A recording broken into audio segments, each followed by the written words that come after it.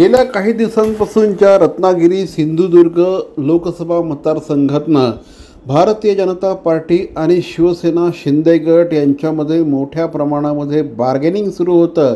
ती जागा अखेर भारतीय जनता पार्टीच्या पारड्यात पडली आहे आणि या ठिकाणावरनं श्री नारायण राणे यांची उमेदवारी जाहीर झाली आहे।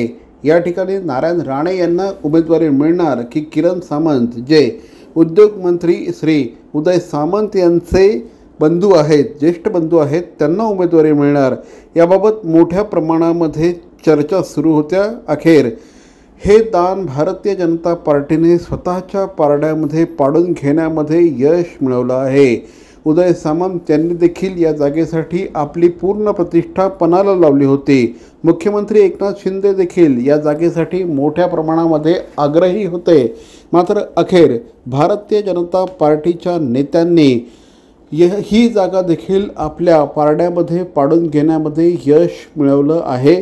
त्यामुळे शिंदे गटाची आणखी एक हक्काची जागा केली असं म्हटल्यास चुकीचं ठरणार नाही, कारण या ठिकाणी आधी शिवसेनेचे खासदार होते। या ठिकाणी शिवसेनेचे खासदार असल्याकारणाने ही जागा शिवसेना शिंदे गटाला मिळावी यासाठी शिंदे गट मोठ्या प्रमाणामध्ये आग्रही होता। खूप दिवसांपासून या जागेवरनं बार्गेनिंग सुरू होतं। ही जागा आपल्यालाच मिळणार असे दावे हे नारायण राणे आणि किरण सामंत त्याचप्रमाणे उदय सामंत यांच्याकडनं केले जात होते। कार्यकर्त्यांना कामाला लागण्याचे संदेश दिले जात होते, प्रचार देखील सुरू झाला होता। मात्र आता भारतीय जनता पार्टीने पुन्हा एकदा ही जागा आपल्या पारड्यात पाडून घेण्यामध्ये यश मिळवलं आहे। त्यामुळे आता या ठिकाणी नारायण राणे विरुद्ध विनायक राऊत यांचा लढा सामना बघायला मिळणार आहे।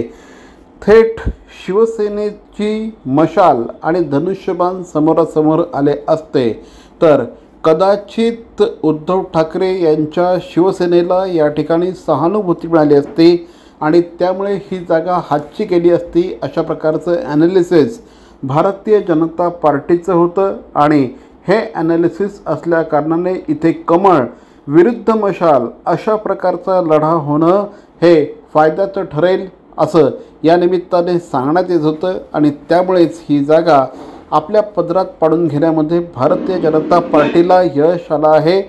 आज या संदर्भात श्री किरण सामंत आणि उदय सामंत यांनी एक पत्रकार परिषद घेतली। या पत्रकार परिषदेमध्ये जो काही निर्णय महायुतीने घेतलेला आहे या महायुतीच्या निर्णयाशी आम्ही बांधील आहोत आणि नारायण राणे यांचं प्रचाराचं काम आम्ही संपूर्णपणे तन मन धनाने करू असं यावेळेस उद्योगमंत्री श्री उदय सामंत यांनी सांगितलं। एक प्रकारे आता कोकणामध्ये नारायण राणे विरुद्ध विनायक राऊत म्हणजेच थेट भारतीय जनता पार्टी विरुद्ध शिवसेना उद्धव बाळासाहेब ठाकरे या पक्षांमध्ये ही लढत होणार आहे। महाराष्ट्रामधली ही अतिशय हाय व्होल्टेज ड्रामा असलेली ही लढत आहे। या पार्श्वभूमीवर आता एक्झॅक्टली शिंदे गटाने रत्नागिरी सिंधुदुर्ग ही जागा भारतीय जनता पार्टीला देऊन स्वतःच्या पदरात काय पाडून घेतलं आहे हे बघणं देखील औत्सुक्याचं ठरणार आहे। ठाणे लोकसभा मतदारसंघाची उमेदवार अद्यापही जाहीर झालेला नाही। नाशिकच्या जागेवरचा तिढा अद्यापही तसाच बाकी आहे। या ठिकाणी नेमकं कोण लढणार हे देखील अद्यापपर्यंत स्पष्ट झालेलं नाही। राष्ट्रवादीने या जागेसाठी आपली प्रतिष्ठा पणाला लावलेली आहे, तर दुसरीकडे शिंदे गट देखील या जागेसाठी आग्रही आहे। आता भारतीय जनता पार्टीचं दान कुणाच्या पारड्यात पडतं, शिंदे गटाच्या की अजित पवार गटाच्या, यावर नाशिकच्या उमेदवाराचं भवितव्य अवलंबून आहे। याच पद्धतीने ठाणे लोकसभा मतदारसंघ आजही भारतीय जनता पार्टीने आग्रह सोडलेला नाही। त्यामुळे ठाण्यामध्ये नेमकं काय होतं हे बघणं देखील औत्सुक्याचं ठरणार आहे।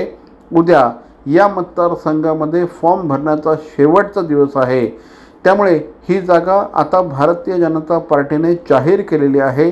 ठाणे लोकसभा मतदारसंघामध्ये देखील अशाच पद्धतीने अर्ज भरायच्या शेवटच्या दिवशीपर्यंत उमेदवाराचं नाव गुलदस्त्यात ठेवलं जाणार का हे बघणं देखील औत्सुक्याचं ठरणार आहे।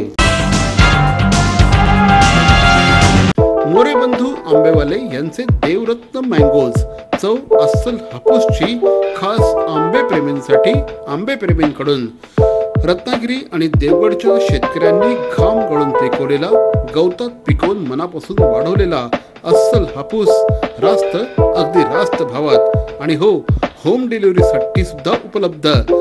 मोरे बंधू आंबेवाले यांचे देवरत्न मँगोज, सत्यम कलेक्शन समोर, घंटाळी रोड, ठाणे पश्चिम। आजच संपर्क साधा।